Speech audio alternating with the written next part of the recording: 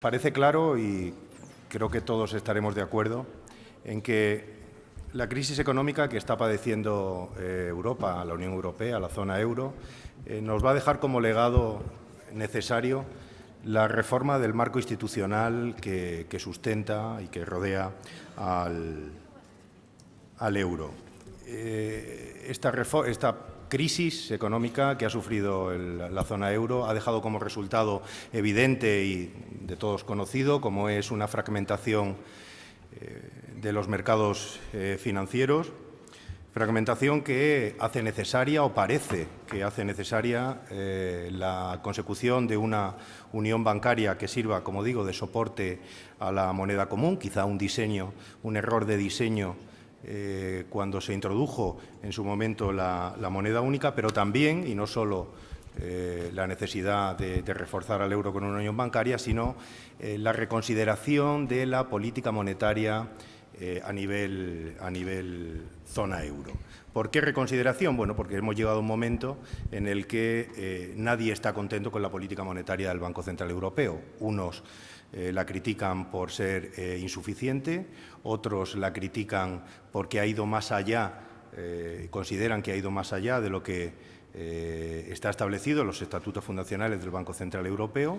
Unos, sin faltarle razón, se quejan de la expropiación que pueden estar sufriendo sus ahorros o las rentabilidades que deberían obtener con sus ahorros, y otros se quejan, y quizás nos quejamos, del escaso, del nulo funcionamiento de los mecanismos de transmisión de la política monetaria que hacen que países como España estén afrontando curvas de tipos crecientes, lo que, si además le sumamos la política fiscal restrictiva, hace muy complicada la recuperación económica. En todo caso, un debate de actualidad, un debate profundo y de enorme trascendencia para el futuro de la Unión Europea, y que tenemos hoy la inmensa suerte de poder encarnarlo, materializarlo con tres economistas utilizando el tópico de reconocidísimo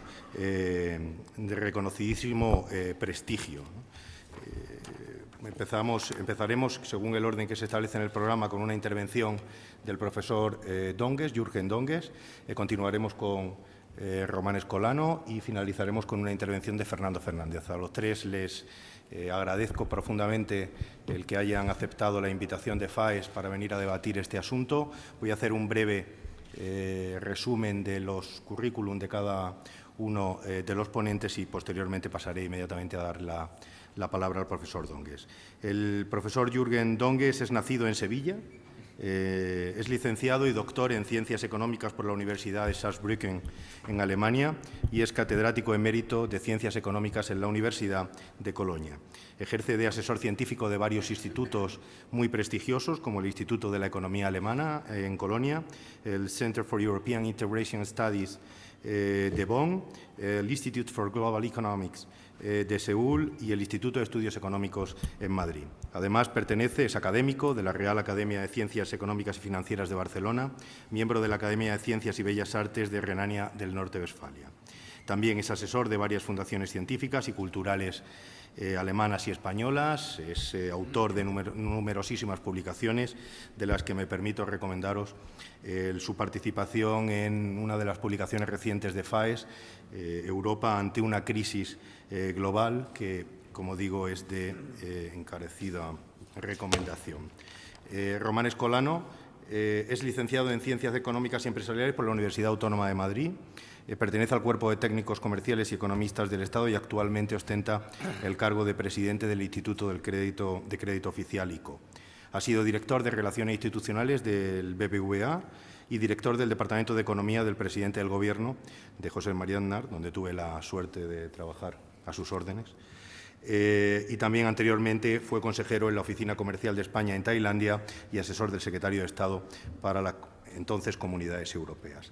Ha sido y es miembro de diversos consejos de administración y me permito también recomendaros una de sus últimas publicaciones o de sus publicaciones en FAES, en Cuadernos de Pensamiento Político, en el número 30, en el que habló de la crisis del euro y la gobernanza europea. Y finalmente, Fernando Fernández es nacido en Madrid, director en Ciencias Económicas por la Universidad Autónoma de Madrid, la actualidad es profesor de Economía del Instituto de Empresa Business School, donde dirige la cátedra sobre Sistema Financiero Internacional. Es consultor de diversos organismos internacionales y consejero de Red Eléctrica y Bankia. Ha sido el economista jefe y director del Servicio de Estudios del Banco Santander Central Hispano, así como economista principal del Fondo Monetario Internacional en el Departamento del Hemisferio Occidental. En el ámbito académico ha sido rector de la Universidad Antonio de Nebrija y de la Universidad Europea de Madrid. También es asiduo colaborador de FAES en todos los asuntos relacionados con el sistema financiero internacional y ha dirigido, en colaboración con Fernando Navarrete, mi antecesor en la Fundación, el informe FAES sobre la reforma del sistema financiero internacional, o es autor de otros papeles FAES como la reforma de las cajas o recientemente el rescate del euro, que tuvimos el honor de poder presentarlo con él en Berlín. Buenos días, muchas gracias por la bienvenida y por darme la oportunidad una vez más de participar en este campus.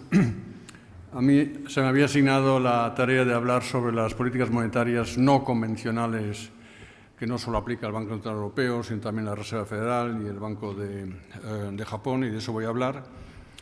Y ya les advierto de antemano, claro, yo como vengo de Alemania y soy alemán, pues les presento aquí el pensamiento de Alemania, ¿no? Que no es el que ustedes leen todos los días en la prensa española, y menos lo que escuchan en esas célebres, entre comillas, tertulias en la televisión española, que son un verdadero disparate, desde mi punto de vista. Bien, ¿qué significa políticas no convencionales? ¿Por qué hacen esto? ¿Por qué hace esto el Banco Central Europeo y otros? Porque después de estallar la famosa crisis financiera global y luego la recesión, la gran recesión en 2008-2009, pues todos entendíamos de que con la política monetaria tradicional de bajadas de tipo de interés, pues no se podía realmente hacer dos cosas: restablecer la estabilidad en el sistema financiero, tanto mundial como europeo, y tampoco reactivar las economías, ¿no? Una vez perdida la confianza de los mercados es muy difícil cambiar esto, y entonces había que inventarse otras fórmulas. Y las dos herramientas básicas que se siguen aplicando hasta ahora son, por un lado, la compra de bonos del Tesoro a gran escala por parte de los bancos centrales y también el Banco Central Europeo, y, por otro lado, como yo llamo, la barra libre de liquidez que se les ha dado a los bancos comerciales, liquidez de forma ilimitada y con un precio simbólico, para que de esta forma pudieran fluir los créditos a las empresas y los hogares. Yo creo que en su momento, pues bien, sí se podía hacer esto. Yo personalmente, para que nos entendamos, yo nunca he creído que la política monetaria realmente pueda reactivar una economía. Puede frenarla, eso sí, pero no reactivarla. Y pienso que la función del Banco Central Europeo es mantener la estabilidad de precios y se acabó, no tiene que hacer otra cosa y para eso está. Pero bueno, ya que nos hemos acostumbrado al modelo anglosajón de que hay que hacer también política coyuntural y anticíclica y tal, bien, pues me parece acertado que se hiciera esto al principio.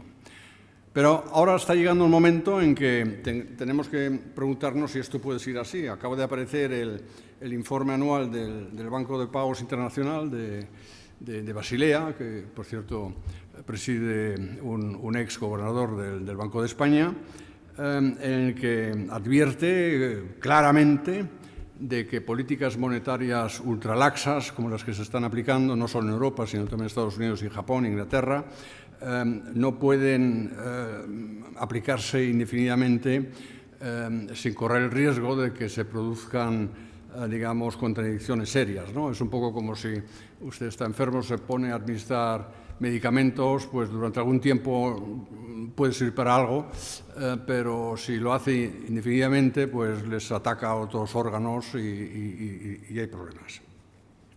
Bien, ¿qué es lo que dice Mario Draghi? Mario Draghi dice o dijo el año pasado que, bueno, que el Banco Central Europeo va a intervenir de forma ilimitada. Believe me, it will be enough, es decir, creedme, voy a hacer todo lo que sea necesario para bajar las primas de riesgo. Que, por cierto, me hace mucha gracia leer también los periódicos españoles hoy también de que se autofelicitan los españoles de que por fin han reducido las primas de riesgo en los mercados de capital para los bonos estatales y los bonos corporativos, y se les olvida siempre añadir que esto puede ser engañoso, que eso se debe al anuncio de Mario Draghi, que eso no es reflejo, digamos, de que aquí en España se hayan conseguido grandes cosas y que por eso haya vuelto la confianza de los mercados financieros en España, sino es porque ahí está Draghi y dice: yo, desde luego, aquí, si hay que intervenir, hasta ahora no lo tengo que hacer, ha sido suficiente el anuncio, pero si hay que intervenir, yo compro bonos españoles, italianos, griegos, todo lo que sea necesario, porque no quiero que las primas de riesgo sean demasiado altas. Que, por cierto, hace poco tuve yo un pequeño encontronazo en un acto público con el ministro de Asuntos Exteriores español, porque este señor se empeñó en dar la impresión de que él sabía cuál era la prima de riesgo adecuada para España y que no podía ser más de 200 puntos, digamos, 200 y algo puntos básicos por encima del referente alemán, ¿no? Y yo le pregunté de qué sabía eso, Y él me preguntó a mí, ¿y cómo sabía yo de que no era eso? Y yo le dije: es que yo no lo he afirmado eso nunca, para eso tengo los mercados, eso me lo dicen. No, todo lo demás es especulativo. Entonces yo le dije en público, y lo dije tranquilamente en público, si yo le tuviera que examinar de economía, le suspendería, ¿no? Porque es impresentable que una persona, además siendo miembro de un gobierno, dé la sensación de que él sabe cuál es el precio justo de un bono o de un préstamo.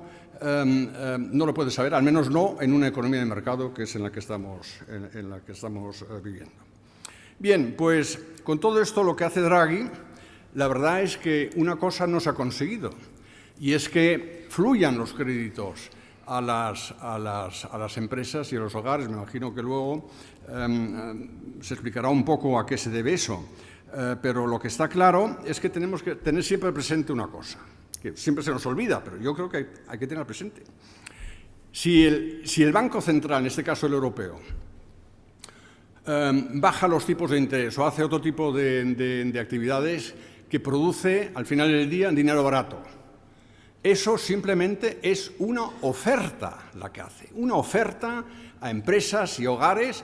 Ven, coge un crédito que lo vas a tener barato, pero no puede, digamos, obligar a que se haga uso de estos créditos.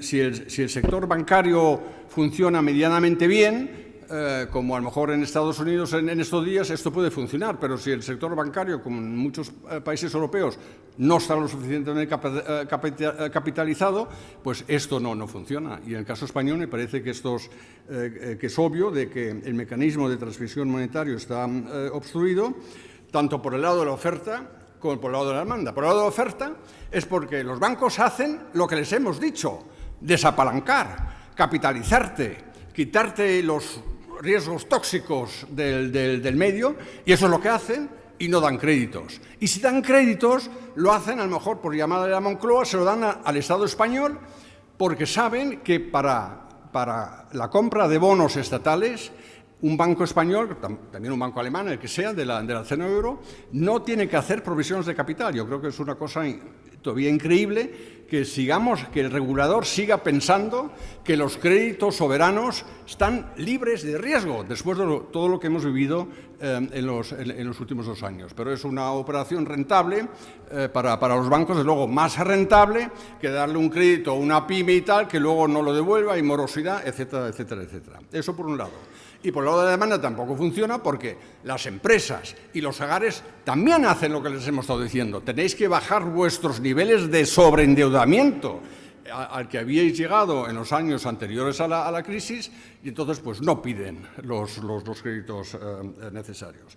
Con lo cual quiero decir que, de hecho, desde mi punto de vista, el Banco Central Europeo no tiene capacidad real de estimular la actividad económica, incluso bajando los tipos de interés más, igual lo baja este jueves al 0,25%. Es un acto simbólico basado en la esperanza de que se pueda recuperar una expectativa positiva, pero creo que esto no tiene gran eficacia, como tampoco otras medidas heterodoxas que se están considerando ahora, como la adquisición, como facilitar al Banco Europeo de Inversiones financiación para la adquisición de carteras de préstamos a pymes, o que incluso el Banco Central Europeo podría relanzar el mercado de titulaciones de créditos a pymes. En fin, todo esto se está estudiando, pero yo creo que la eficacia de estos instrumentos es cuestionable, mientras que las economías, sobre todo las periféricas, sigan estando lastradas por deficiencias estructurales que se manifiestan en unos niveles insuficientes de productividad y de competitividad internacional. En el reciente informe del Institute of Management Development de Lausana, un informe sobre la competitividad internacional que aparece todos los años en junio, coloca a los países meridionales del euro en el último tercio del ranking. Es un ranking de unos 60 países. Italia, 44, España, 45, Portugal, 46, Grecia, 54, en el ranking este.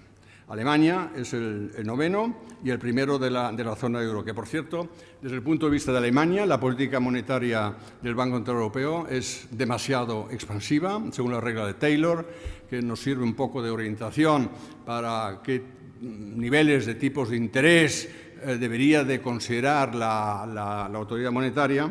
Lo que nos vendría a nosotros bien es un tipo de interés del 2,5% y no del 0,5% que tenemos ahora. Es decir, si hay problemas estructurales de fondo, y creo que los hay, esto no se puede eliminar simplemente con dinero barato. Y tampoco se puede recuperar la confianza en los mercados de esta forma. Y es más, todo esto puede ser incluso contraproducente, porque también en el mercado de las pymes, por ejemplo, también se necesita una limpieza. La crisis económica siempre tiene ese efecto colateral positivo, aunque suena a lo mejor un poco cínico, pero el de limpiar mercados. Y el sector de las pymes, del que tanto se habla ahora, porque son muy importantes en el momento de crear empleo y todo esto, no es una cosa que sea intocable, no. Habrá muchas pymes que no son viables, que no tienen un negocio de futuro, y lo que tienen que hacer es una cosa muy fácil: desaparecer. Pero claro, esto no ocurre si se les da acceso fácil, demasiado fácil, a los créditos. Hay un efecto positivo de la política monetaria actual del Banco Central Europeo, aunque es un poco extraño, y es que, por un lado, ha desaparecido el miedo a la fractura de la zona del euro. Con la salida de países débiles, todo eso lo que estamos discutiendo hace un año, eso parece de momento se ha disipado, y mientras que Alemania mantenga su compromiso con el euro, que yo estoy absolutamente convencido que lo mantendrá, simplemente porque el coste de salirse del euro es demasiado elevado, pues bien, este tema creo que de momento lo podemos apartar. También han bajado las primas de riesgo, como dije antes, los estados se pueden refinanciar, los bancos de periferia dependen menos del eurosistema, pero todavía no sabemos efectivamente si esto va a ser suficiente, ¿no? Siempre hay especuladores en el mundo, los George Soros y otros, que tarde o temprano se les antoja de poner a prueba de eficacia intervenciones verbales, como las que ha hecho el presidente del Banco Central Europeo, Draghi, ¿no? Y si esto lo hicieran en un momento determinado, podríamos tener un problema serio. Aquí se ha mencionado antes el tema de los ahorradores. Efectivamente, lo que hace el Banco Central Europeo es lo que en la literatura académica, desde McKinnon y Shaw, llamamos represión financiera. Es una represión financiera, es decir, el Estado, en este caso el Estado español, consigue un coste de refinanciación artificialmente bajo a cargo de los ahorradores, entre paréntesis, alemanes, por ejemplo, ¿no? Y esto es problemático, porque lo que estamos haciendo es expropiar ahorradores que lo que tenían que tener es un incentivo para ahorrar, sobre todo si los tipos de interés real, en términos reales se convierten negativos, pues entonces ya no existe este incentivo, y si pensamos en todos los problemas demográficos, en la previsión para la vejez, todo este tipo de cosas que hay que hacer, eso es complicado. Pero hay un efecto positivo. En Alemania, por ejemplo, actualmente la demanda de consumo es bastante estable, pero nosotros lo llamamos un consumo que se hace más por miedo a no por necesidad. Es decir, todos los alemanes estamos ahora renovando nuestras casas. Compramos muebles, compramos frigoríficos, compramos coches, hacemos todo eso. Pero digo, como los ahorros se van a España, no nos interesan, nos lo gastamos nosotros a lo nuestro, ¿no? Eso, claro, de alguna forma es un soporte para la demanda de consumo alemán, y también indirectamente afecta positivamente a las exportaciones españolas de esos productos que tengan como destino Alemania. Pero al final del día es una mala asignación de recursos porque los capitales no van a los fines más productivos.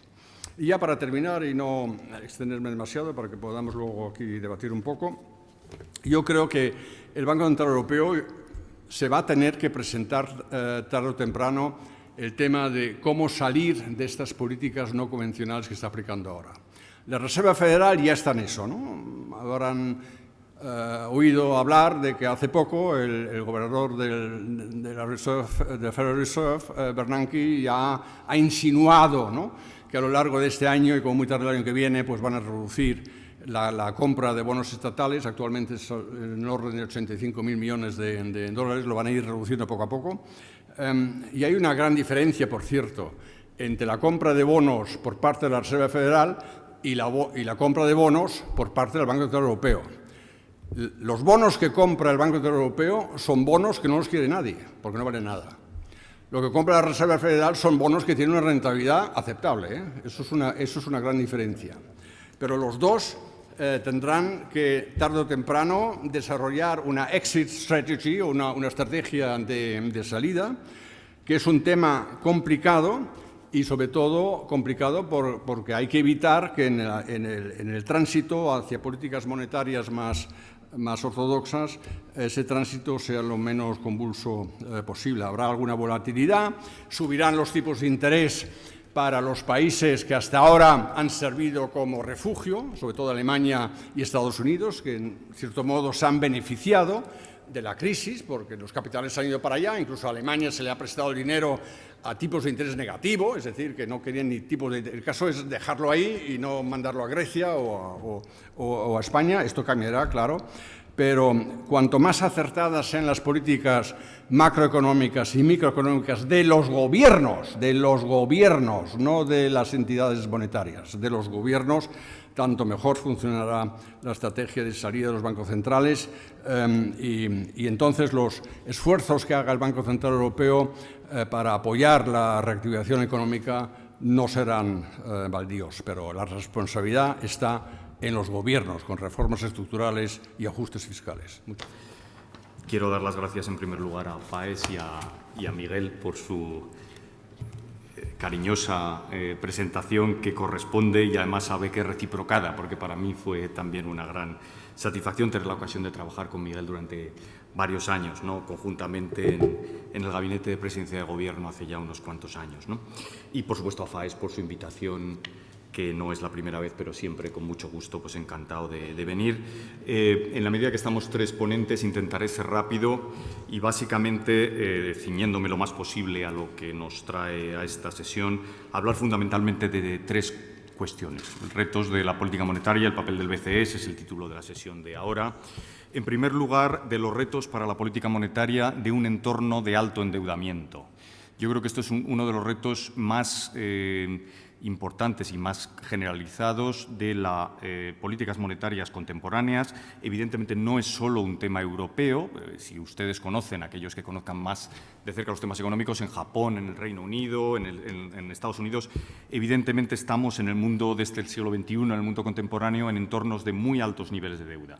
Yo creo que esto plantea retos muy generales y plantea circunstancias muy singulares en aquellos contextos como es el español, podríamos decir, donde estos altos niveles niveles de deuda van unidos a una estructura monetaria muy sui generis como es la Unión Monetaria Europea. El segundo es precisamente el reto de la política, más concretamente del Banco Central Europeo, en materia, en un contexto como el que estamos desde hace aproximadamente 3 años, de fragmentación y segmentación del mercado de capitales dentro de la zona euro. Es decir, la zona euro es como si fuera un gran recipiente de cerámica que se nos ha roto en trozos.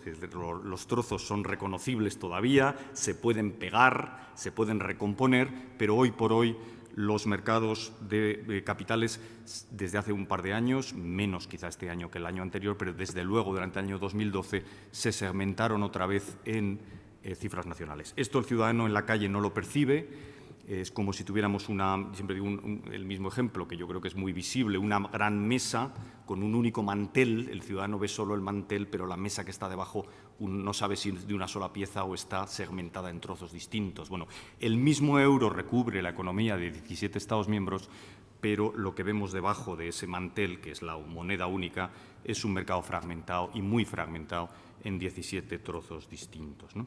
Y por último, quizás si me da tiempo y si no lo dejaríamos más para el debate posterior, unos comentarios sobre la situación del crédito en particular y cómo las últimas medidas que afectan o no afectan especialmente al Banco Central Europeo, que estamos discutiendo en los últimos días, que se han discutido en el Consejo Europeo del pasado jueves y viernes, pueden contribuir en su caso a la mejora del crédito.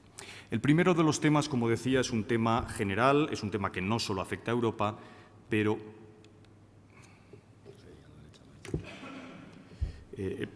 que es el reto de la austeridad de las cuentas públicas y de cómo las políticas monetarias tienen que desenvolverse para ser realmente eficaces en un marco de austeridad en las cuentas públicas. Dos economistas especialmente célebres que han sido últimamente objeto de una cierta seguimiento en la prensa por diferentes motivos que no vamos a comentar quizá en el curso del debate, depende de lo animado que sea, que es Carmen Reinhart y Kenneth Rogoff, situaron, y esto era un canon entre los economistas hasta hace aproximadamente un mes, en la cifra del 90%, el umbral, el 90% de deuda PIB, a partir del cual ya entrábamos en una fase distinta en la cual las relaciones económicas tradicionales se distorsionaban. Pues bueno, creámonos o no creámonos este umbral del 90%, que parece ser que existía un problema estadístico en el cual no vamos a entrar en este cálculo, evidentemente yo creo que para el economista, en entornos de mucho endeudamiento, las políticas monetarias cobran una potencia distinta de lo que son en entornos de deuda más baja.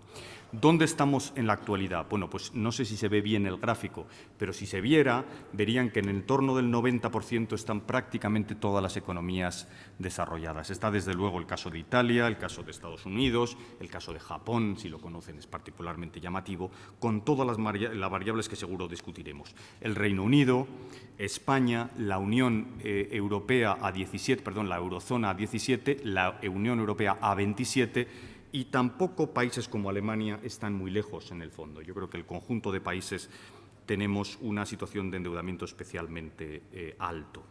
Esto, en determinados contextos, y particularmente en el caso de la fragmentación que comentaba anteriormente de la zona euro, dan lugar a fenómenos que no estaban previstos de lo que los economistas llamamos efecto crowding out o expulsión del sector privado. En particular, en aquellas zonas me refiero en particular a la zona euro, que han sido objeto, por las razones que sean, de caídas muy fuertes en los ratings, estamos viendo un fenómeno que yo creo que no estaba previsto, que no estaba bien calibrado hace aproximadamente 5 o 6 años, que ilustra de forma muy clara el efecto expulsión de la posición fiscal del sector público frente al sector privado. Los modelos de consumo de capital, a los que hacía referencia antes Jürgen Donges, de Basilea, de las sucesivas olas de Basilea, han ido haciendo más sensible a la caída o a los ratings de diferentes empresas el consumo de capital por parte de las instituciones financieras. En particular, yo creo que se ve bien en el gráfico, de una situación prácticamente plana en Basilea I, se ha ido produciendo cada vez mayor penalización del consumo de capital para los préstamos a pequeñas y medianas empresas con rating bajos, hasta llegar a la situación en Basilea III en las que ven para rating bajo realmente el consumo de capital es muy alto.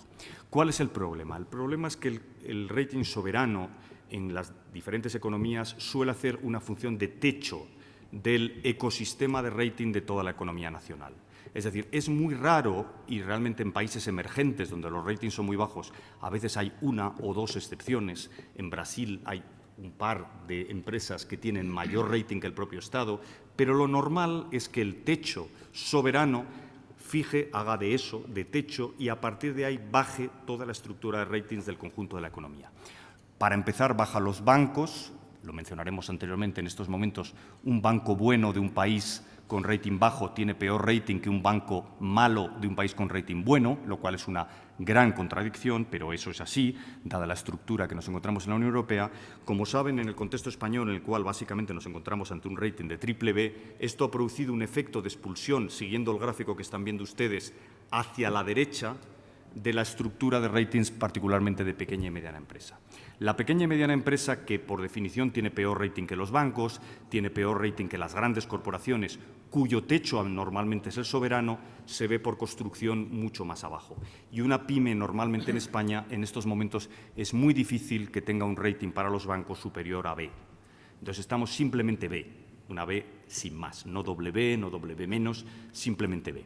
Entonces, lo que estamos viendo es que simplemente por el efecto expulsión, por el efecto arrastre hacia la derecha, ven en el gráfico, del soberano frente al conjunto de la economía, sin que necesariamente la situación patrimonial o la situación de balance de la pyme sea ni mejor ni peor, por un puro efecto expulsión se ve llevado a un consumo de capital más alto.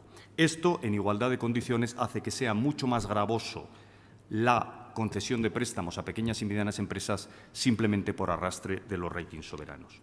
¿Por qué la empresa en el pueblo más recóndito de España se ve penalizada por decisiones, en este caso erróneas, de su soberano? No deja de ser, desde el punto de vista de justicia o de equidad social, una gran paradoja, pero ese es el mundo en el que nos vemos.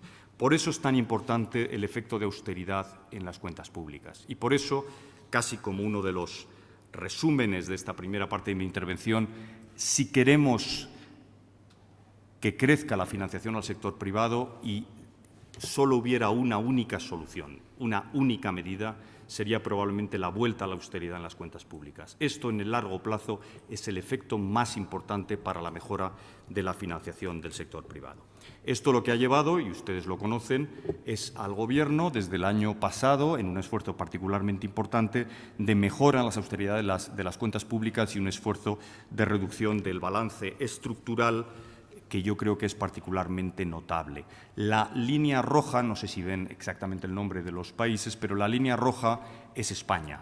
Esto es lo que nos mide la mejora en el balance primario estructural en el año 2012, según la fuente del Fiscal Monitor del Fondo Monetario Internacional. España, como ven, es el país que más esfuerzo en términos estructurales, una vez eliminada la carga de intereses, ha realizado, más que Italia, más que otros países, Portugal, etcétera, que se han visto también en situaciones complejas. Esto, en el largo plazo, la continuación, la perseverancia en este esfuerzo de estabilidad y de austeridad en las cuentas públicas es, sin duda, la contribución más esencial a la mejora en la financiación de la economía real.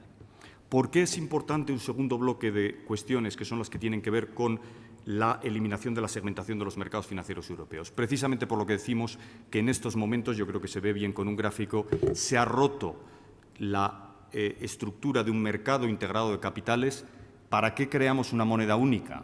Bueno, básicamente para tener de un mercado integrado de capitales, donde cual se negocien títulos entre oferentes y demandantes en una base paneuropea. Esta era la gran idea detrás del euro, crear un verdadero mercado de capitales paneuropeo. Si esto se fragmenta en base nacional, como se ha fragmentado durante el año 2011 y 2012, tenemos los inconvenientes de un tipo de cambio fijo, en ese sentido la falta de capacidad de ajuste ante shocks, sin tener las ventajas de un mercado financiero integrado. Y esto es lo que se ha producido en Europa. Lo que vemos aquí, yo creo de forma muy gráfica, es algo que seguro que saldrá en el debate, que es que desde el año 2010, desde que empieza la crisis soberana en Grecia, se ha roto el mecanismo de transmisión de política monetaria en el conjunto de la zona euro. Se ve muy bien en el gráfico, España es la línea roja.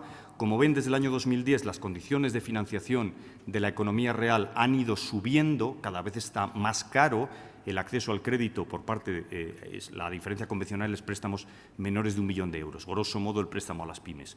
Cada vez, como ven, las condiciones de financiación se han ido endureciendo frente a la evolución de los tipos directores del Banco Central Europeo, las operaciones de repo, que es la línea gris pequeña que vemos abajo. El Banco Central Europeo ha ido bajando las condiciones de financiación, haciéndolas más accesibles, lo mencionaba antes el profesor Donges. En Alemania, que es la línea gris que está inmediatamente pegada a la de abajo, ven que, grosso modo, se reproducen las condiciones de financiación que el Banco Central Europeo quiere fijar, pero en la periferia no es así. En la periferia, de hecho, van en sentido contrario. Es decir, que el Banco Central Europeo, que es nuestro banco emisor, fija un cierto tono de la política monetaria, en este caso desde el año 2010 y 2011 claramente expansivo, frente a las condiciones de política monetaria en la periferia que cada vez son más restrictivas. No tiene mucho sentido, si lo pensamos bien, que haya diferentes tonos de política monetaria en diferentes áreas de la misma moneda. Pensemos que en el sur de Japón hubiera una política monetaria contractiva y en el norte de Japón fuera expansiva. Solo el hecho de enunciarlo nos parece ridículo. Evidentemente, en todo Japón hay el mismo tono de política monetaria. O que en los estados de la antigua Confederación del sur de Estados Unidos hubiera un tono de política monetaria y en los estados del norte otros. Esto, que en otras áreas monetarias nos parece absurdo, también es absurdo en la zona euro y, sin embargo, es lo que está pasando. ¿Cuál es el origen? Lo mencionaremos y seguro que debatimos las consecuencias en el debate. La interacción o el bucle, que ya se ha identificado de forma muy palmaria el año pasado, entre política monetaria, entre riesgo bancario, y entre riesgo soberano. Con el estado de fragmentación de los mercados bancarios que tenemos en Europa, por el cual no tenemos en la práctica una unión bancaria, sino 17 mercados bancarios separados, en situaciones de shock como la que hemos vivido desde el año 2010, se rompe y se crea un bucle entre cada uno de los Estados miembros. Es como un conjunto de dominós en el cual cada dominó se aguanta a sí mismo. Si se cae el primero, tiende a empujar a los siguientes, situación en la que se ha ido produciendo, como hemos visto, porque parte, y lo veremos, de la diferencia entre una crisis bancaria y una crisis de otro tipo es que las crisis bancarias son contagiosas, y ese es el efecto claramente de política pública que diferencia la intervención en los mercados bancarios y financieros con respecto a cualquier otra intervención en los mercados. La solución de este problema, voy concluyendo para no llevar mucho más tiempo, de la segmentación es doble. En primer lugar, la eliminación de los riesgos de cola. Los riesgos de cola esencialmente se refiere a lo que yo diría, eufemísticamente hemos venido a denominar el riesgo de redenominación. El riesgo de redenominación es fundamentalmente la ruptura del euro. Durante buena parte del año 2012, una parte importante de los inversores han pensado que el euro no era irreversible y que, por lo tanto, cabía la posibilidad de que uno o varios estados de la eurozona salieran del euro. Esto solo se ha resuelto mediante hacer explícito un compromiso irreversible de continuidad del euro en sus actuales miembros, que tuvo lugar en dos momentos. Uno, particularmente importante, fueron las declaraciones y el anuncio de Draghi hace exactamente un año de las operaciones monetarias al contado, lo que en español llamamos operaciones monetarias al contado, OMT en su sigla inglesa, y la decisión no menos importante tomada en septiembre del año pasado de que no se iba a producir a la expulsión ni a la salida del euro de ninguno de los 17 Estados miembros actualmente. Esto ha tenido un efecto extremadamente positivo en el mercado, por el cual, a partir de ahora, cualquier solución que haya que tomar de la zona euro, que fundamentalmente ahora hablo de ella, es la idea de unión bancaria, se producirá con la actual configuración de la zona euro. Y, por lo tanto, esa idea de la geometría variable, que era lo que al mercado le preocupaba y estaba contribuyendo a fragmentar aún más la zona euro, se ha reducido de forma muy importante. Sin embargo, no de forma completa. Todavía tenemos una insuficiencia, lo hemos visto en el gráfico de diferente coste de financiación de España con respecto a otros países miembros. Sigue existiendo un factor importante, difícil de cuantificar, no voy a entrar en la discusión sobre que mencionaba el profesor Donges anteriormente, pero sigue existiendo una fragmentación derivada de la insuficiencia institucional de la zona euro que solo se resuelve mediante la unión bancaria. La unión bancaria es, en definitiva, la constatación de las deficiencias en diseño de la unión monetaria desde su creación en Maastricht. podemos luego discutir si ya se sabía o no se sabía.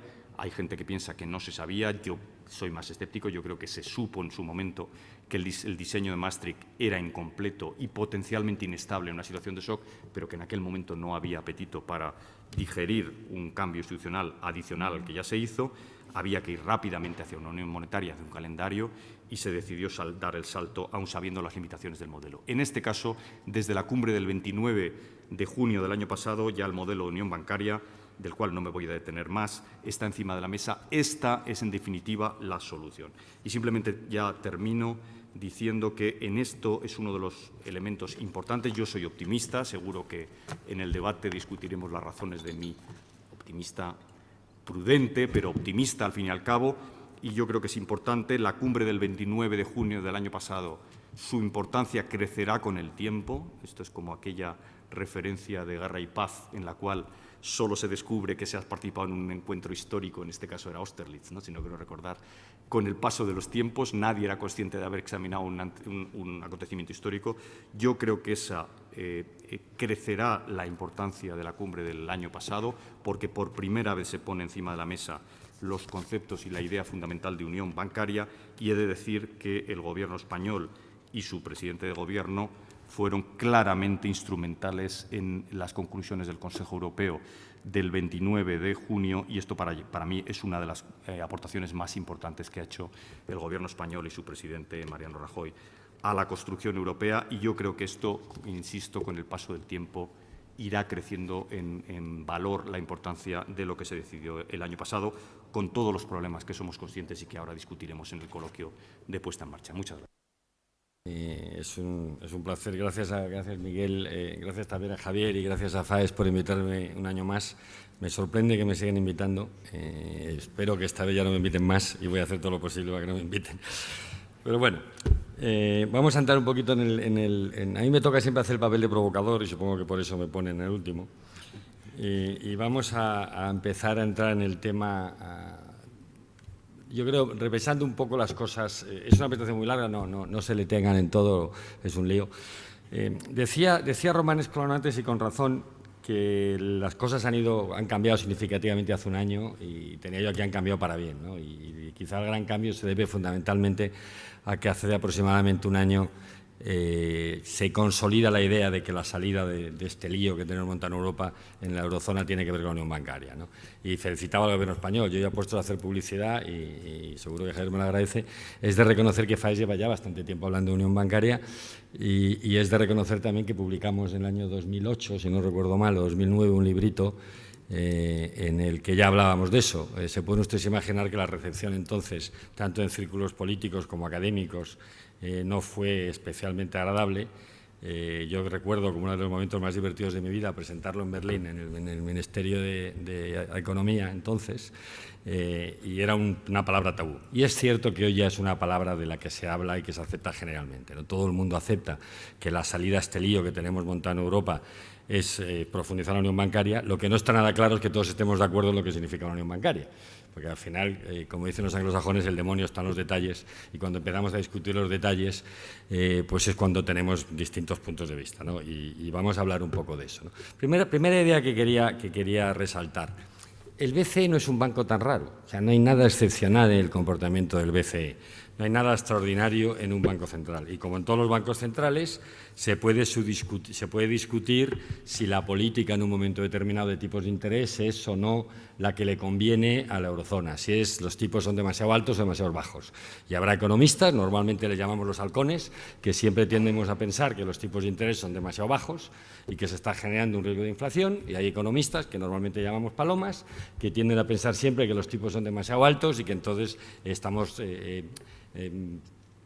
fomentando la recesión, ¿no? Y esto es una característica que persigue a todos los bancos centrales históricamente, en el BCE, en la Reserva Federal Americana, el Banco de Inglaterra, el Banco de Japón, el Banco de España, etcétera, ¿no?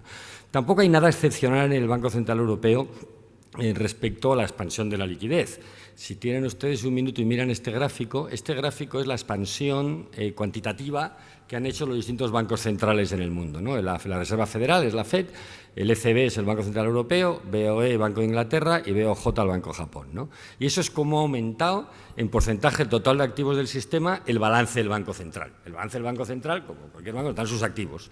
Y sus activos son el crédito que da al conjunto de la economía, la liquidez que pone a disposición. Bueno, y vemos que todos los bancos centrales, de manera extraordinaria, respondieron a la crisis, más pronto o más tarde, aumentando extraordinariamente la liquidez. Lo que sí es raro es que el Banco Central Europeo, a mitad del año 2012, decide que ya tiene demasiada liquidez y la empieza a retirar, justo cuando el Banco de Inglaterra sigue, cuando la Reserva Federal aumenta, el QE2, el QE3, el Banco de Japón, que acaba de cambiar su política, el Banco Central Europeo decide que no. Pero bueno, podemos discutir otra vez, insisto, si hay mucha o poca, cuál es la salida estratégica, pero no hay nada raro en que los bancos centrales, todos ellos han respondido aumentando extraordinariamente la liquidez para hacer frente a la crisis, ¿no? Lo que sí es distinto, lo que es absolutamente diferente, lo que distingue al Banco Central Europeo del resto de bancos centrales. Por cierto, eso, el profesor Donges hacía referencia a la regla de Taylor. A mí me ha hecho gracia el comentario, visto desde Alemania, de que efectivamente la regla de Taylor aplicada hoy a Alemania te llevaría a un tipo del 2,5, cuando el tipo del BCE es el 0,5, es verdad. Pero esto mismo decíamos en España en los años gloriosos, cuando el tipo estaba en el 2, en el 1,5, en el 2,5, y decíamos, todos los economistas españoles, que a nosotros nos convenía un tipo de interés del 3,5 del 4. Lo que tiene una unión monetaria es que los tipos de interés nunca se hacen a satisfacción de todas y cada una de sus componentes.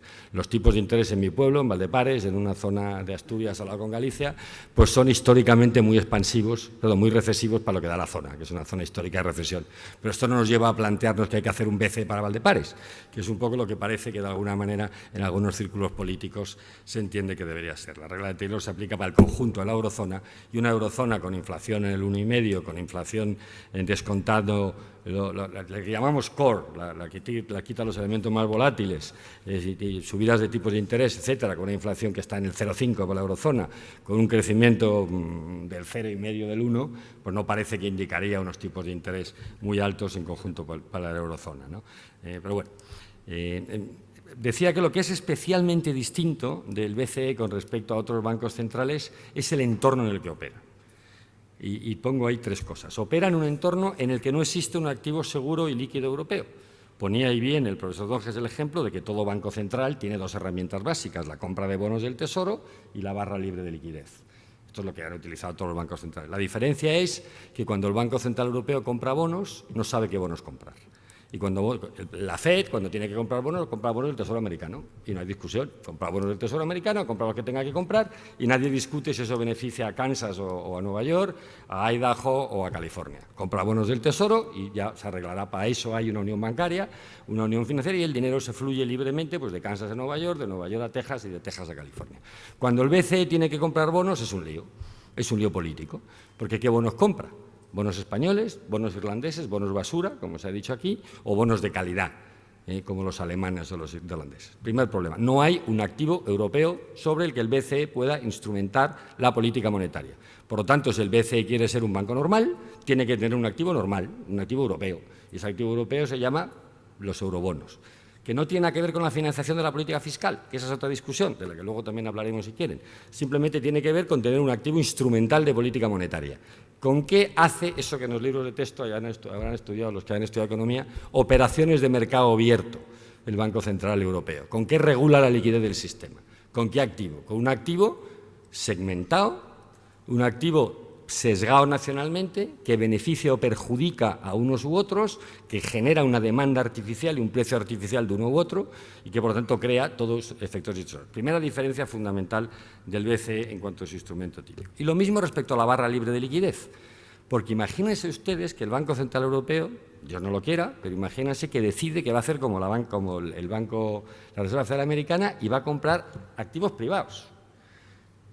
El Banco Central Europeo, el Banco Central Americano está comprando activos. Yo no defiendo, por cierto, que compre activos privados, pero imagínense ustedes que compre papel comercial de empresas. Imagínense el lío si decide que compra papel comercial de una empresa española o de una empresa holandesa. Imagínense ustedes la que puede ser la discusión en el entorno del Consejo de Gobierno. Es decir, el Banco Central Europeo es un banco central sin gobierno. Lo que es distinto del Banco Central Europeo, voy al segundo punto, es que es un banco central que no tiene un supervisor único. El Banco Central americano o el Banco Central de Japón o el Banco Central de Irlanda o el Banco Central de España, cuando tenía un interlocutor como supervisor. Tenía que hacer frente a un problema en un banco y bien en la misma institución o bien una institución separada, que eso depende de los arreglos institucionales, son distintos en todos los países, pero había una entidad que respondía de la estabilidad del sistema financiero en la misma zona. La paradoja del Banco Central Europeo es que, y sobre todo hasta que empezamos a hablar de unión bancaria, cada vez que se planteaba un problema con un banco determinado, el problema fundamental es que no tenía ningún instrumento para intervenir en apoyo de ese banco, porque eso era una competencia de los bancos centrales nacionales. Los bancos centrales nacionales eran los encargados de supervisar el sistema financiero de su país, mientras que la política monetaria era a escala europea. Y se produce la paradoja que determinadas autoridades de supervisión responsables judicialmente de la estabilidad del sistema financiero de su país recomiendan a los bancos de su país que abandonen los bancos de otros países del área euro, que abandonen el crédito y la actividad comercial y la actividad financiera en otros países del área euro para así garantizar la solvencia de ese banco de ese país. Problema, eso lo que provoca inmediatamente es una debilidad, fragilidad y posible quiebra del sistema bancario de ese país que los bancos abandonan. Es decir, que el sistema produce efectos completamente perversos. Como teníamos un banco central único para toda la eurozona y supervisores nacionales, en uso de su responsabilidad fiduciaria, los supervisores nacionales agravan la crisis europea, la crisis bancaria en distintos países europeos. Y eso no puede ser, y lo que no puede ser es imposible o explota. Y tercera diferencia del Banco Central Europeo, no tiene una autoridad fiscal con la que, y soy muy cuidadoso en el uso de las palabras, sin que sirva de precedente, con la que entrar en diálogo.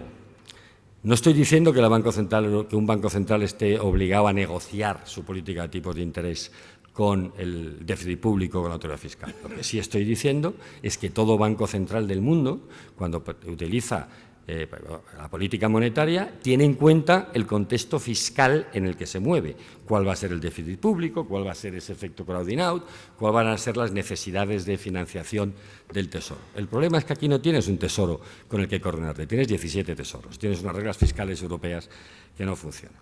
En definitiva, que el problema del Banco Central Europeo no es un problema de política monetaria, sino que es un problema de fragmentación.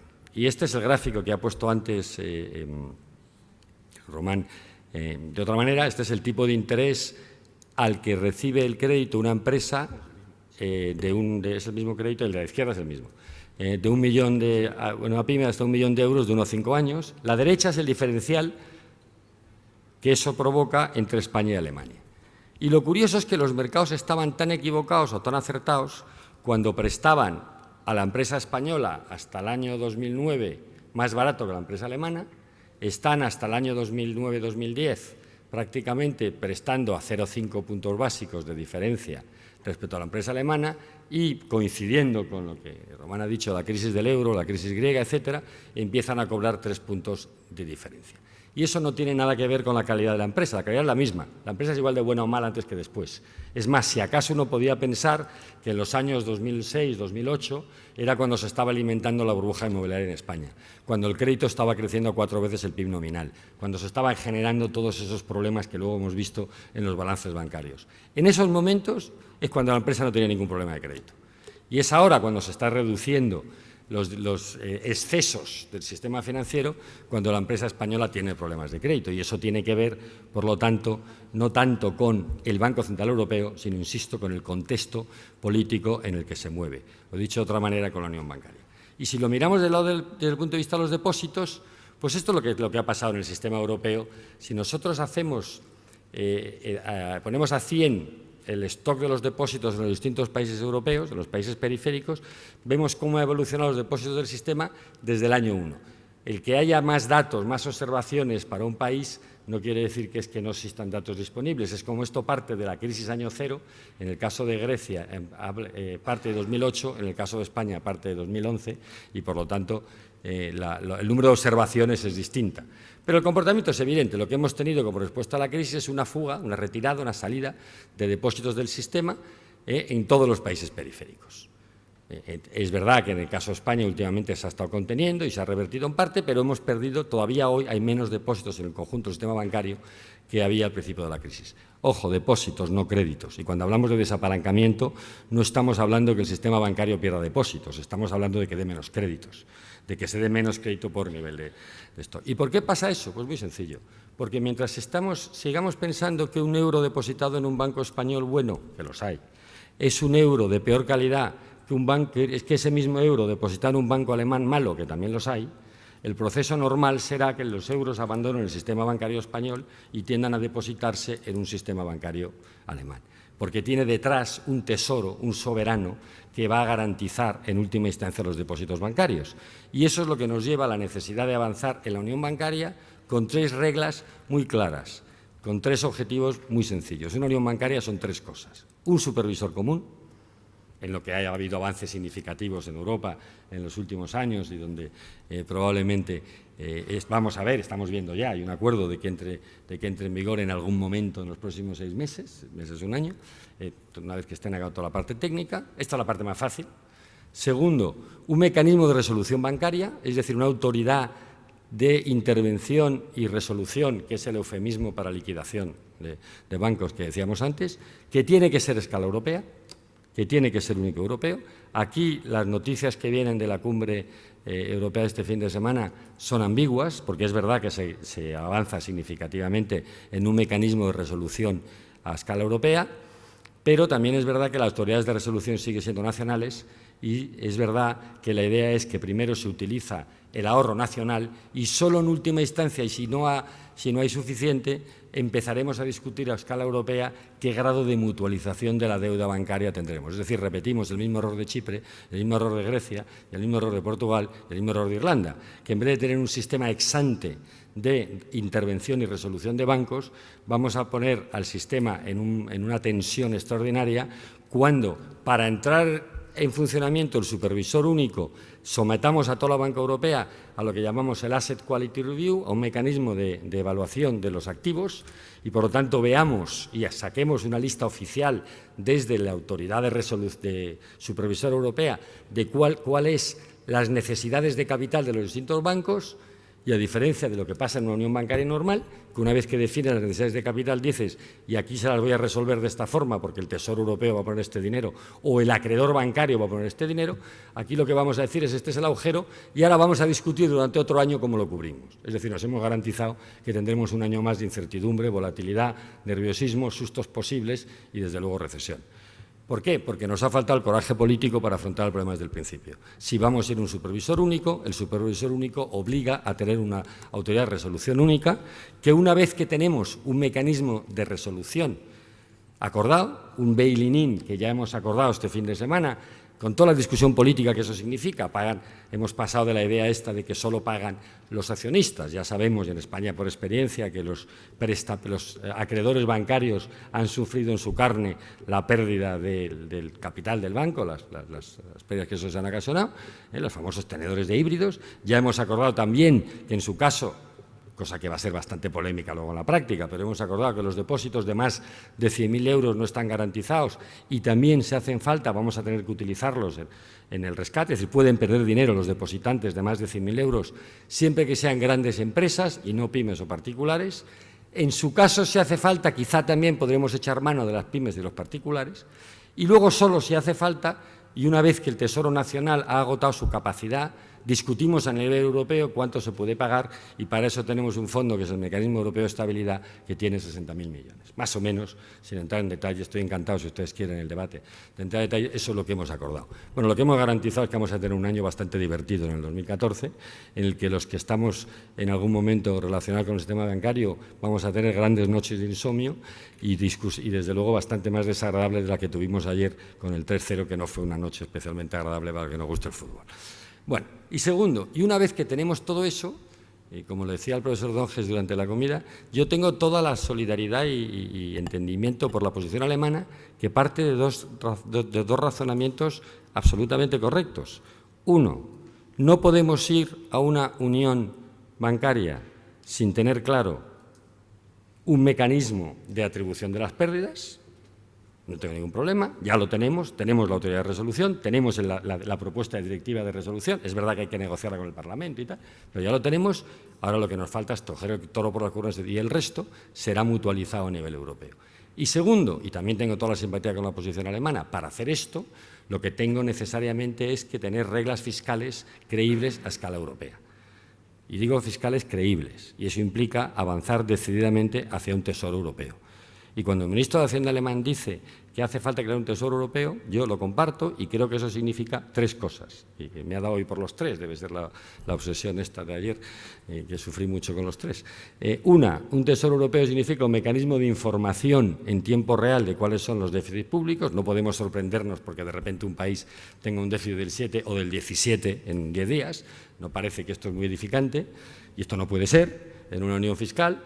Dos, en una unión monetaria. Dos, tenemos que tener un procedimiento de actuación. Cuando las reglas se incumplen, pasa esto, lo que sea, tenemos que acordarlo. Igual que tenemos reglas de prelación de pérdidas en un banco, tenemos que tener reglas fiscales automáticas. Cuando usted tiene el déficit por encima de esto, pasa esto. Y no lo podemos discutir 2 meses, pasa esto. Y tercero, como ya afortunadamente no nos fiamos nadie de nadie, y esto está bien, porque las normas se hacen para que nadie se fíe de nadie, me voy a asegurar de lo que llaman los americanos la implementación, ¿no? El grado de la aplicación de la norma.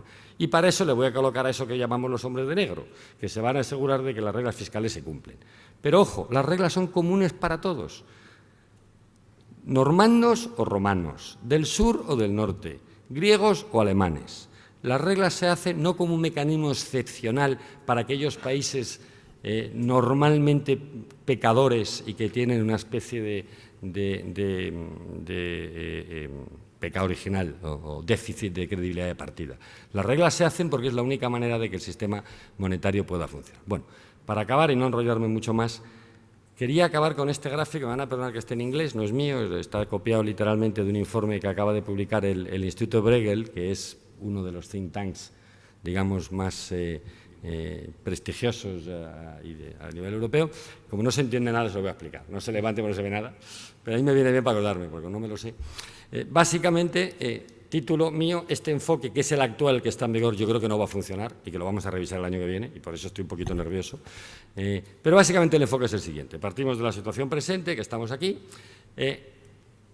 De aquí vamos a la segunda mitad de 2014, yo creo que va a ser antes, primer semestre de 2014, creo yo, pero básicamente donde lo que vamos a hacer es afrontar el problema de herencia, es decir, la calidad de los balances bancarios. Vamos a hacer este informe review de la calidad de los activos y vamos a recapitalizar los bancos. Primer problema, vamos, insisto, y por eso creo que tienen serios problemas, podemos volver a alimentar el bucle crisis bancaria, crisis soberana, porque en el momento que digamos, y el Tesoro español va a tener que responder, de los potenciales déficits de capital adicionales que hay en el sistema bancario, tenemos el mismo lío que tuvimos antes de junio del 2012, con la diferencia que ya hemos firmado el MOU y firmar otro va a ser muy complicado. Bueno, pero este es el esquema. Una vez que tenemos eso, esto es lo que se ha aprobado en Europa, una vez que tenemos eso, entramos en lo que algunos llaman la unión bancaria de madera, con la idea de que de madera, el puente de madera, es decir, una unión bancaria al revés, es como un Lego, la unión bancaria que podemos deshacer, ahora la hacemos y luego la deshacemos, ¿no? Y esa unión bancaria implica que, bueno, que tenemos recursos mutualizados, federalizados, si hace falta, pero no tenemos un esquema permanente de resolución, no tenemos una mutualización de la deuda bancaria y de la deuda fiscal garantizada en el sistema. Lo que tenemos es un mecanismo, si no aguanta el Lego, pues le pegamos un poquito con pegamento y medio, aquel que vendía cuando yo era joven, ¿no? Con Tipex, o como se llama ahora, ¿cómo se llama? El POSIT este, no, ¿cómo se llama? El PRIT, este blanco, ¿no? Pero no mucho PRIT, para poder deshacerlo si hace falta. Una vez que tengamos un cambio de tratado, y le traduzco literalmente lo que pone aquí, de fecha incierta, pues ya entonces construiremos una unión bancaria de acero, es decir, una unión bancaria permanente, en la que afrontaremos todos estos problemas de un mecanismo de resolución de bancaria centralizado único para Europa, un mecanismo de insolvencia bancaria único para Europa y un sistema de fondo de garantía de depósitos único para Europa. Y todo eso lo haremos después del tratado. Mi problema con este esquema, que es muy bonito y queda muy bien en el papel, y además está dibujado muy bonito, tiene un problema fundamental, que durante todo esto estamos suponiendo que los mercados financieros tienen paciencia infinita tienen una lógica que entienden perfectamente que Europa es muy complicado y que le tenemos que dar tiempo, y no se da cuenta, en mi opinión, de que la globalización existe, de que Europa es cada vez más marginal en el contexto internacional y que hace oposiciones a seguir siendo marginal y que los inversores se pueden cansar y pueden abandonar el puente mucho antes de que lo empecemos a construir. Mi hipótesis, y les dejo con ella para si Javier tiene a bien volver a invitarme y Miguel el año que viene, ver si me equivoco o no, les aseguro que aquí vamos a acabar de una de dos maneras. O este puente lo vamos a construir en 3 meses, o el puente se va a caer y nos vamos a llevar un susto espectacular. Espectacular. Creo que lo vamos a convertir en 3 meses, porque creo que hemos avanzado mucho desde hace un año como para simplemente por un problema de timing, de tiempo político y para convencer a las poblaciones, etcétera, de que esta cosa de Europa es muy complicada y tal, no vamos a poner en riesgo el sistema. Pero, en resumen, creo que de la Unión Europea el problema del BCE no es tal, es un problema del contexto institucional en el que funciona, es un problema de que este es un animal, esto es la Unión Europea, de la eurozona, es un bicho único en la historia de la humanidad, en el que hay un banco central único, pero no hay una unión bancaria, que eso no puede funcionar y que te lleva a 2 soluciones de esquina. O lo volvemos a reconciliar el emisor de la moneda, es decir, la soberanía fiscal y nacional, con el Banco Central, o renacionalizamos el euro o federalizamos Europa. Y eso nos lleva a una unión fiscal y probablemente a plantearnos temas de unión política, de legitimidad política. Y repito una frase que creo que ya dije aquí el año pasado. En el famoso proyecto de unidad de reforma constitucional que echó por tierra el fontanero polaco, no los alemanes, que estaban a favor, por cierto, el fontanero polaco, en Francia, los franceses, ya se preveía la posibilidad de elegir por sufragio universal directo y secreto al presidente de la Unión Europea. Es decir, de darle legitimidad política a ese proceso de armonización e integración económica. Y si no vamos a hacer eso, estos puentes a mí me ponen muy nervioso.